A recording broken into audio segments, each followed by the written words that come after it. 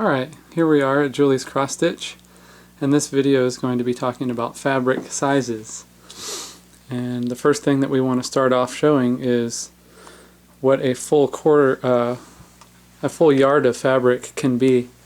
And I think a lot of people need to understand that a yard isn't just 3 feet by 3 feet.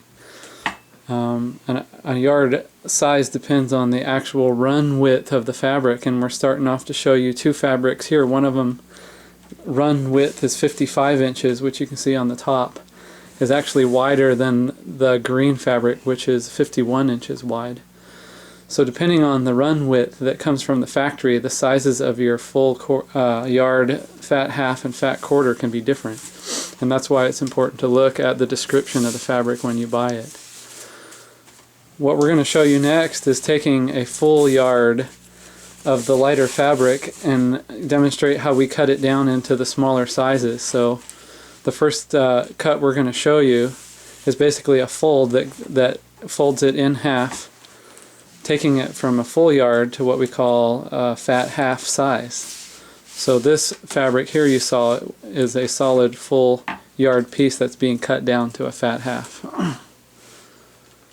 The dimensions of a fat half then basically become 1/2 of the run width of the original fabric, and then 36 inches the other direction.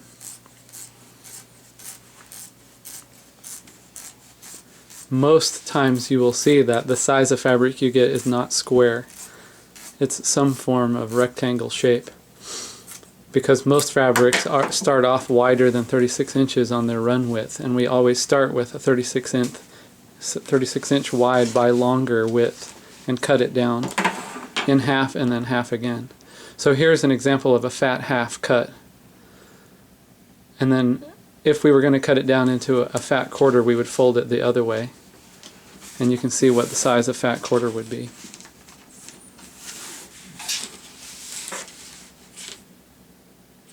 And then we're going to take and actually show you taking a fat half of the green fabric and cut it into a fat quarter. Here's a piece that we had already cut from a full yard down to a fat half.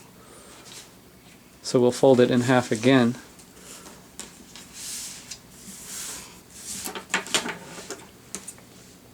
And cut it down the middle.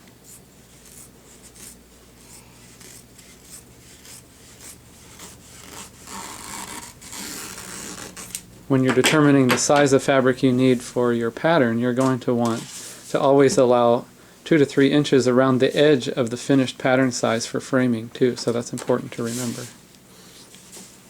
So here's an example of the difference between a fat half and a fat quarter.